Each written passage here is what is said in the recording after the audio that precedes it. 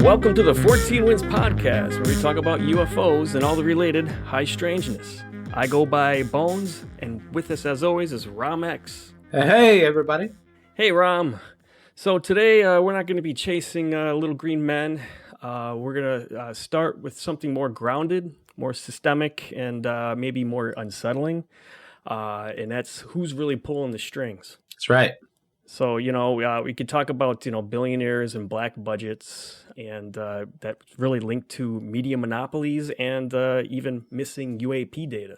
Yeah, we recently mapped out how power clusters, and not a cabal, not like a smoky room of 12 Illuminati overlords. Right. But it's a decentralized network. And a decentralized network of what we're referring to as elites in the public. And I think what we mean by elites, maybe we start there, is financial elites, right? Right. We're rarely talking about someone who is an elite that is not financially well off.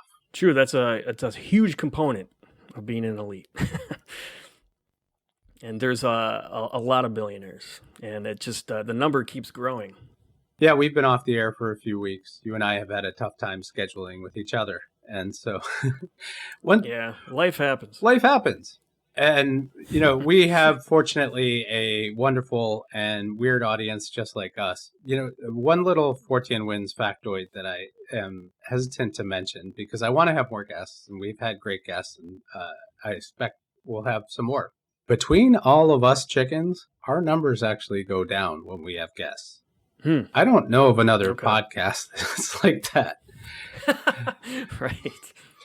But our audience is just like us. I think that they want information. They want it fast and furious. They're like, tell me everything I need to know and tell it to me in as little time as it takes. And I get right. That. Yeah. So we're back, and because we were off for a little bit, I was actually holding on to this. It took months to kind of dig this out, and then it's been on the website for a little while. I was going to sit on it and sort of build up to it, but since we were off for a while, I thought, well, let's come back with a bang, and we did promise to solve who was at the top of all of the conspiracies all of the time, all over the world. So let's just go ahead and knock that out this episode, because we were a little delinquent. Right, and that's properly titled, Who Really Runs the World? Right. So after months of digging, our analysis suggests that around 2,000 to 5,000 individuals control the world across economic, political, and intelligence clusters.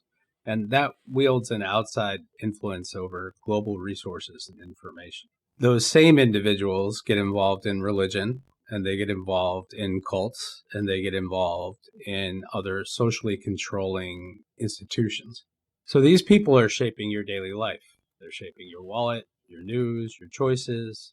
And I think the big question among the conspiracy community and the UFO community, which is kind of overlapping in almost one thing at this point, and that's a good way to bring UAP into this, because I see this as an extension of that same topic. We've been saying who controls the UAP information, who's keeping it under control this whole time. Well, it's here. It's in this decentralized network.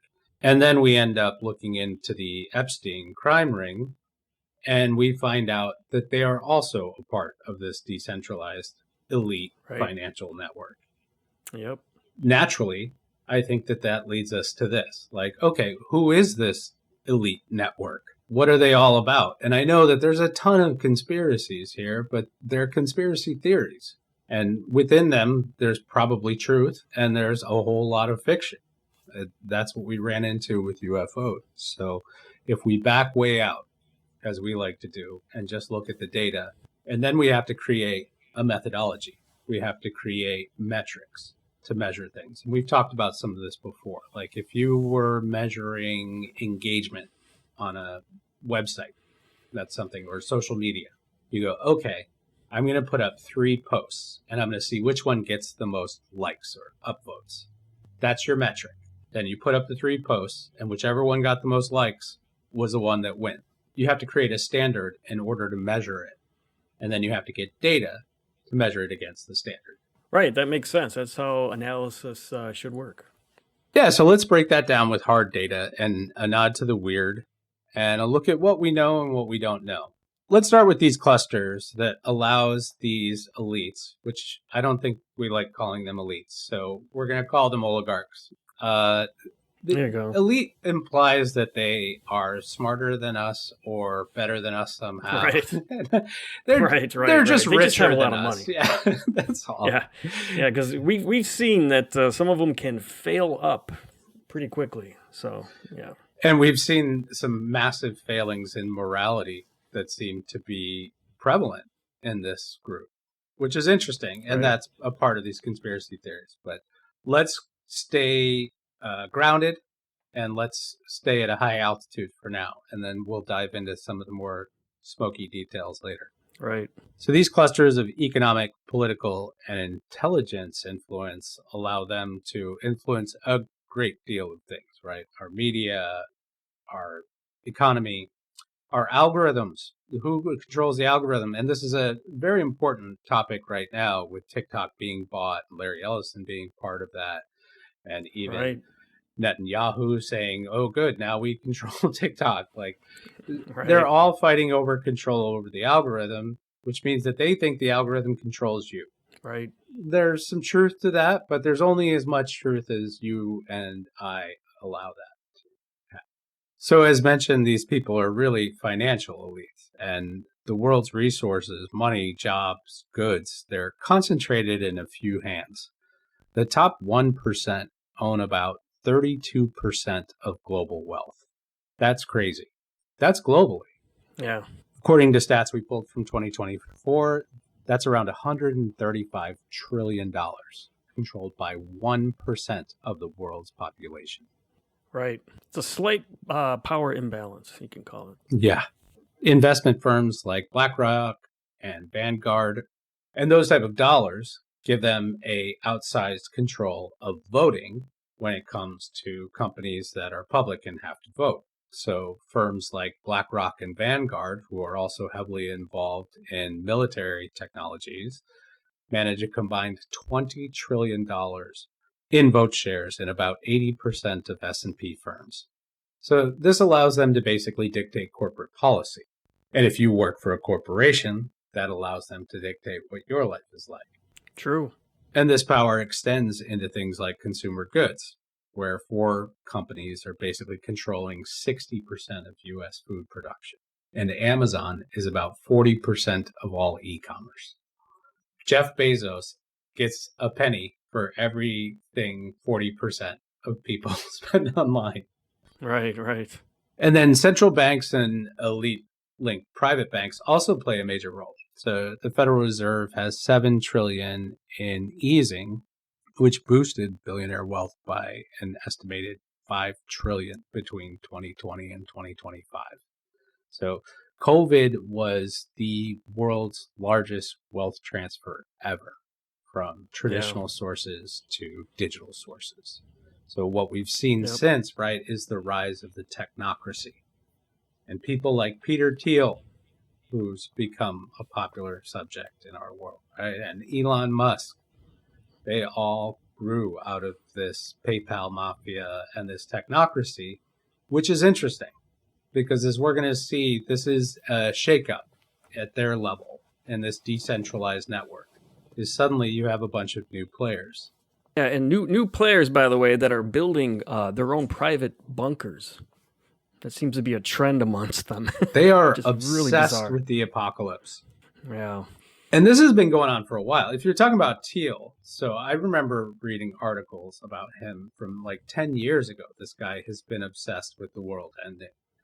And he was bringing in these security experts to consult with because he was worried, like, what happens when the private army that I've hired to protect me after the apocalypse realizes that they don't need my money and they could turn on me. So he brought in a second set of experts to go, how do I deal with my revolting army in the apocalypse? Like, what kind of, dude, do you have any other hobbies? Yeah. It's amazing that an individual with so many resources can have such a narrow scope of the world. You know what I mean? It's bizarre. It's like they get a certain amount of money, and then all they can worry about is someone coming and taking it away. It's like it's suddenly it's Right. fear. It's fear of losing Right. all of your billions and losing all of your power. It's ridiculous. Like Yeah. there's a hole in these people that can never be filled. Right. Right. Through control of our economy, these people control high costs of housing, healthcare, and food. And we're seeing that right in front of our face right now as prices are climbing like crazy in the grocery store. And we have people getting on TV who are part of that financial elite network, and they're telling you that prices are down. Right. So this is the best example I have ever seen of this type of what Richard Thiem, who we also wanted to introduce talking about today. And he was a disinformation expert and cyberculture expert. And he had this great concept that he introduced called real birds in digital cages. And I would like to say real birds in invisible cages, where we create these cages around us. And if you go back to like our hacking UFO episode, that's a good way for us to sort of frame it up there too, where you're building this cage of beliefs around you and they're manipulating the beliefs. And we've talked about how these non-human intelligence are doing that. But then there are people who are in control of your media who are doing that. There are very human people who are doing that. Yeah. They're controlling what you see, and they're controlling what you think you can or cannot do. There's some facts that I think become relevant when you start talking about this. Like there's about 1 million people on active duty in the U.S. military, and there's like 1.2, I think, in National Guard and reserves. So you're talking about 2.5 million, right? There's 365 million people in the United States, and there's 500 million guns. In terms of firepower, there is no more powerful army than the United States people. Right. So the control that they exercise in order to have a small army control that many people with guns is all through contract. There's some sort of social contract being made, right? In the US, it's the Constitution. We say, okay, well, you hold the Constitution and we won't do anything, right? Right. There's a number of other social contracts that are being made too, religion being a big one. And the way that elites and financial elites especially have controlled and manipulated religion in order to keep people in poverty and keep them sedated. Marx famously referred to religion as the opiate of the masses. Right. And because we're Fortean Winds, I don't even think we need to have to talk about that in isolation. Like we can talk about how the NHI get involved in that, and then how these financial elites get involved. And then we're sort of edging up on whatever the intersection is between those two sources of power. Yeah. And that would be an interesting angle for season 4. So manipulating your beliefs requires manipulating information. And we can definitely see it's great timing, but I was looking at Pew Research charts of people's confidence in media right now, people's confidence in mainstream media telling them the truth. And it has plummeted. It has Oh man. plummeted in the last year. It was already on its way down. It was a downhill decline, on the chart. But then it went into a free fall. So now, no matter which party you're with, no matter whether you're a Democrat, Republican, Independent, you are more likely to not believe the mainstream media than believe them. That's the first time I think ever that it's been this long. This is just recently. I know it felt like that for a long time, but the numbers just recently went below 50% on people who believe in mainstream media. And the mainstream media did that to themselves. Oh, and by the way, Joe Rogan is mainstream media. I mean, you're talking about 15 million people sometimes watching his show. Yeah, he has a huge audience. That's way bigger than ABC News, which is the biggest news show still. Like, is it? Yeah. Okay. He's like 10 times what they're getting. So Joe Rogan is the mainstream. He did platform a bunch of political people. He did get involved in politics. And now he's trying to be like, hey, I'm just the cool, like, indie dude. Like, dude, it's been a long time since you've been that. Come on now. Yeah. He's a Peter Thiel apologist. He's like, oh no, come on, Peter Thiel's cool. Like, Peter Thiel is Palantir. He's, Joe Rogan, Yeah. who's supposed to be Oh, I worried know. about Yeah. surveillance and all this stuff. Like, wait, Yeah.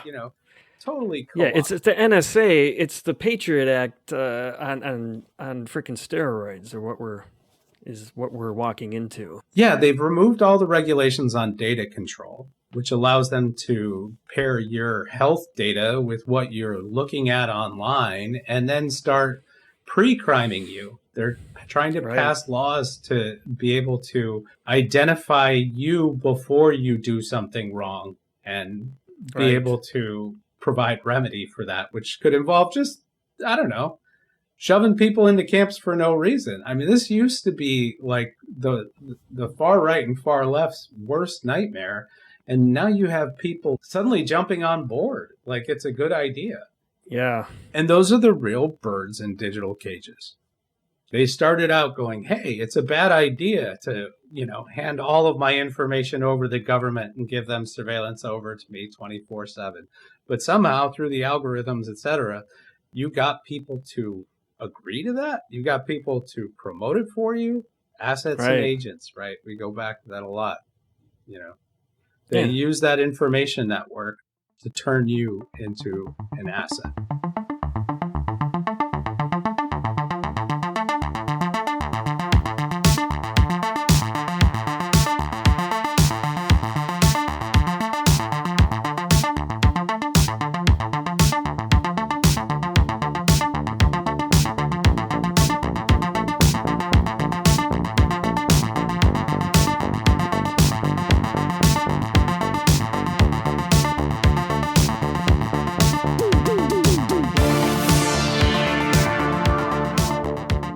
Because information shapes what you believe, vote for, and buy. In the US, 6 conglomerates control 90% of the media and an estimated 70% of news consumers, according to our analysis. The algorithms on Google and X alone are driving about 60% of what you see. Yeah, wow.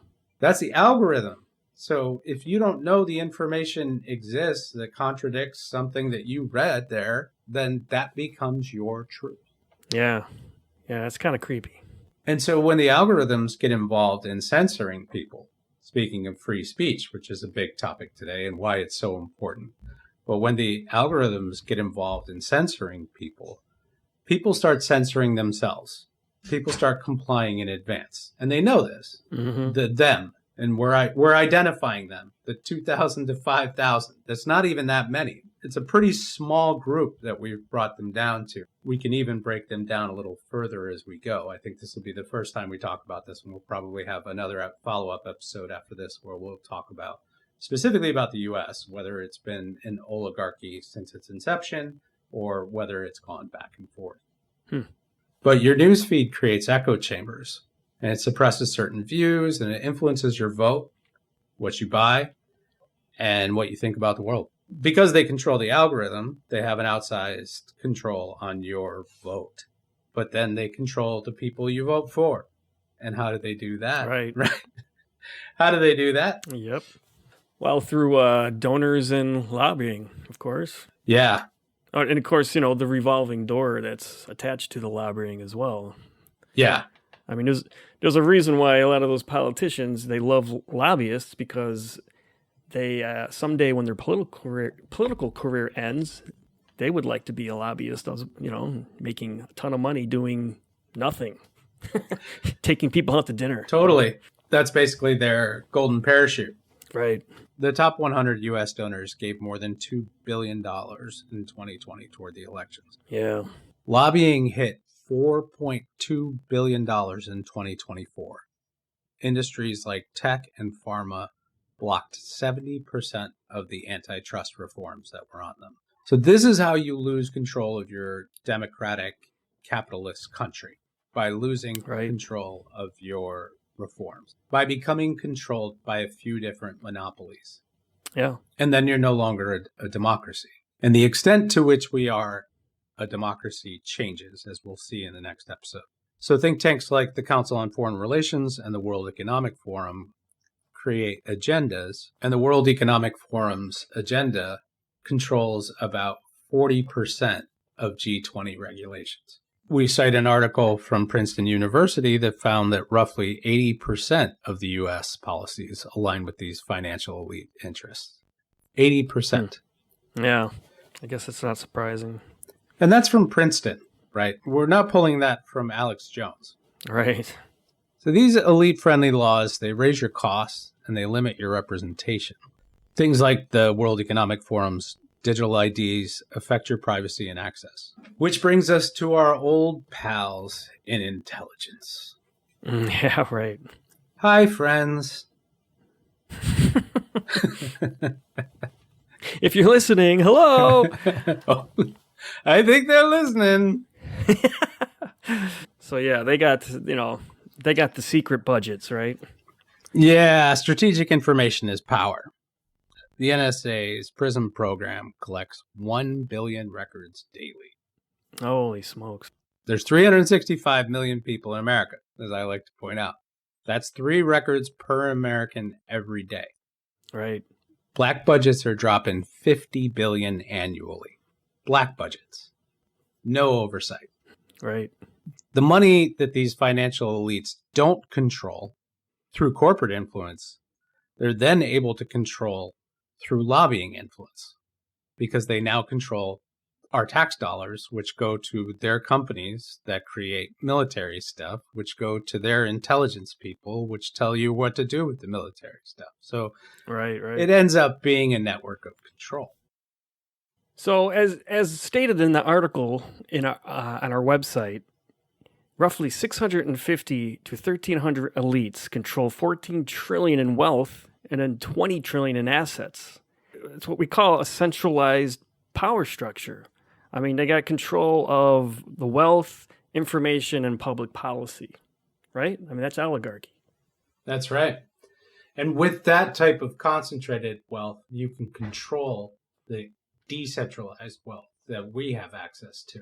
Right. So we all believe, we'd all like to believe that we live in a meritocracy and that your hard work gets you ahead. But we all know that there are other factors at play. We talk about politics, you can talk about having a leg up, you talk about nepotism. If you start on third base, it's easy to hit a home run. Right. But it's a lot harder to go all the way around the bases. Yeah. Yeah, and then the dark side of it all is, I mentioned earlier about failing up. So you start to get this culture. This is my opinion, but you start to have this culture of failing up. And the past 20 to 30 years, the amount of billionaires that we have generated is insane. And my biggest fear is that it's going to be harder to get away from this because there's now kind of a social club of billionaires out there. And I believe Thiel and Epstein, they were a huge part of that, especially Epstein. Yeah. He did nothing but court billionaires. That was his thing. It's the Epstein network that really exposes this. It exposes this group. It exposes this cabal. It exposes this network of people who are living their lives according to a different set of laws and rules than the rest of us. Right. And they're installing people all the time in these positions of control, like Kash Patel, Dan Bongino. That's a very interesting case, right? Because Kash Patel and Dan Bongino both made millions and both made their names off of the Epstein case. Right. So when the powerful and wealthy co-opt them, they say, look, we're taking your champions and we're turning them against you. We're getting them on our side. We can do anything we want. It's more of this weird dominance and control game that we started exposing in the Epstein web. And we were like, it's not a cult. It's something much darker in some ways. Yeah. And it's very human. And it's these people who really want to dominate and control on a level that would never occur to most of us. Right. Yeah, I mean, it's sad because you think about our government is based on decentralized power, right? That's why we have the co-equal branches of government. That's why we're not supposed to have just a few individuals commanding our economy and commanding where our money goes. It's like, it's sad. And the current administration and what's happening also exposes this network because the checks and balances aren't working. Right. And so we can see that some of them were illusions all along. Yeah, it's just like I said, it's different now. Used to, when we had the Rockefellers of the time, they knew that they were obtaining extreme wealth, and then attached to that was kind of a civic duty, right, to the public, where they had to give back, and there was an understanding of that. And the Rockefellers, what did they do? They built a bunch of civic centers, and there are buildings that stand today that are used every day that were built by them. But that doesn't exist anymore. Yeah, there was a belief by some billionaires, and there still is. There's some billionaires who are pursuing their own political or ethical moral code with their money. And they get a lot of pushback from whoever opposes that ethical or moral code. Right. You got billionaires on the right, you got billionaires on the left, and then they start buying politicians, and they're like, it's my version of what the world should be. No, It's my version of what the world should be.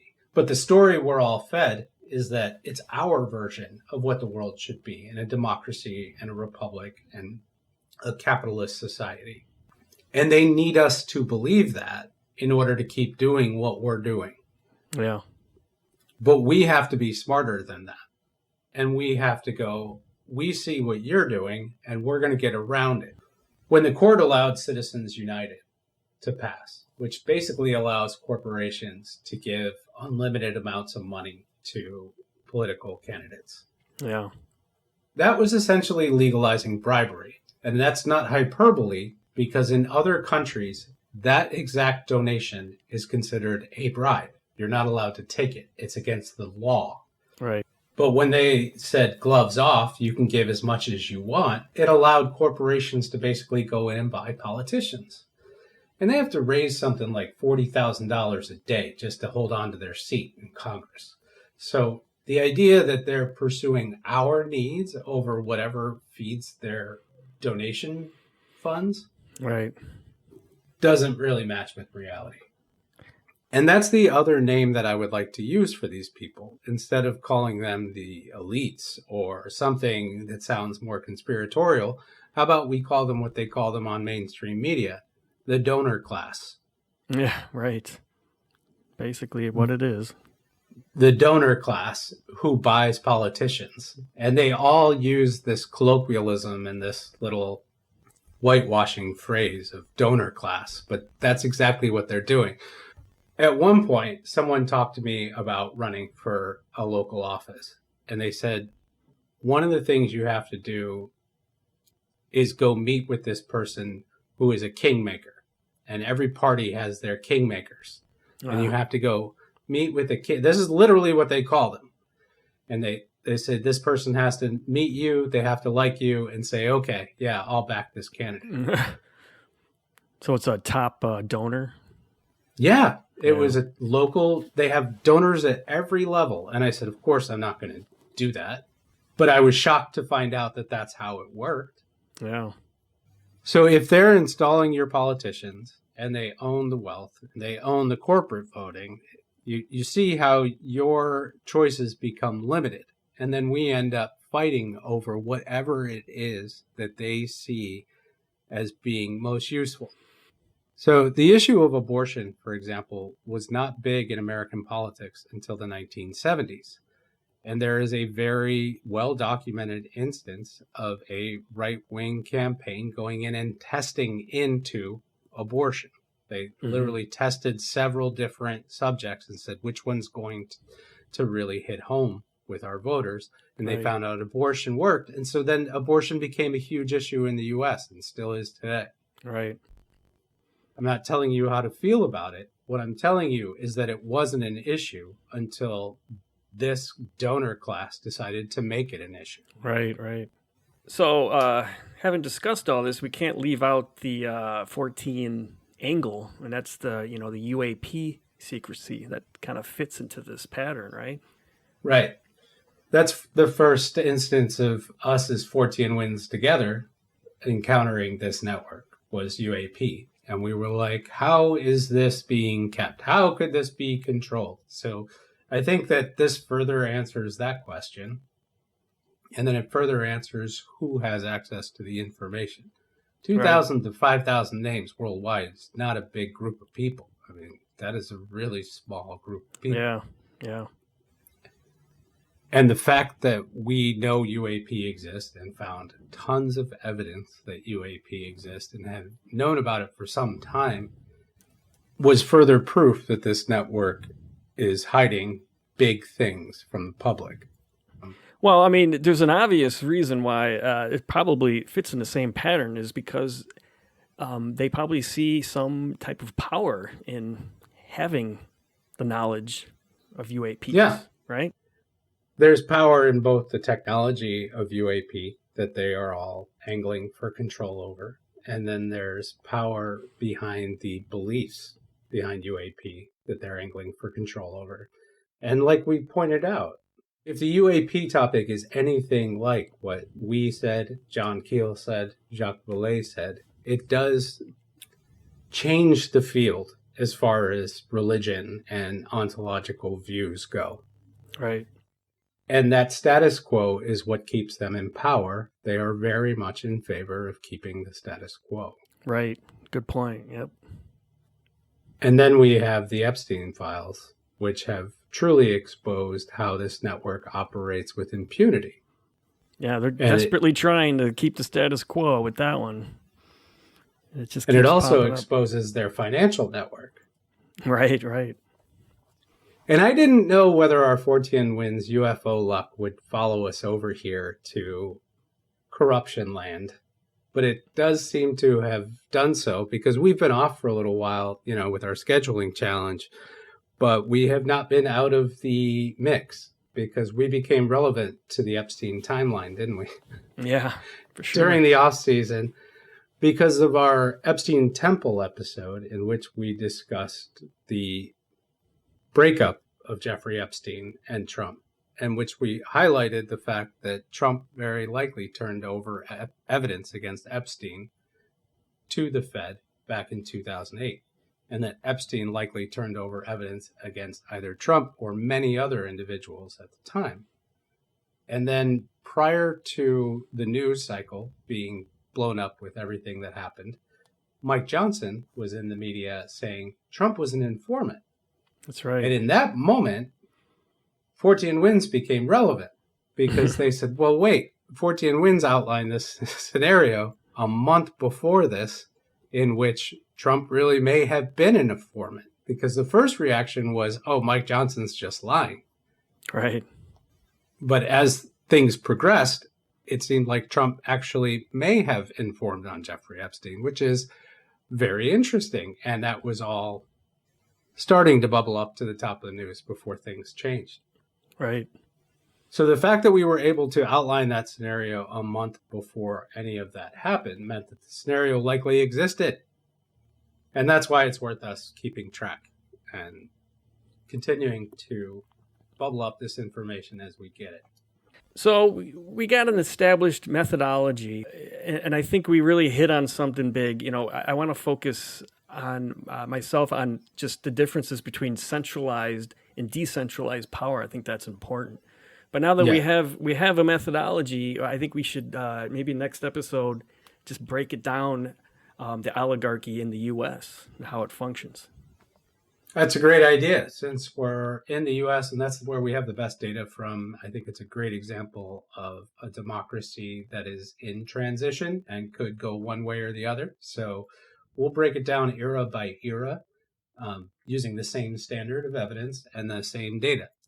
And then we'll see which eras conform to oligarchies and which ones don't, and how maybe we can avoid it.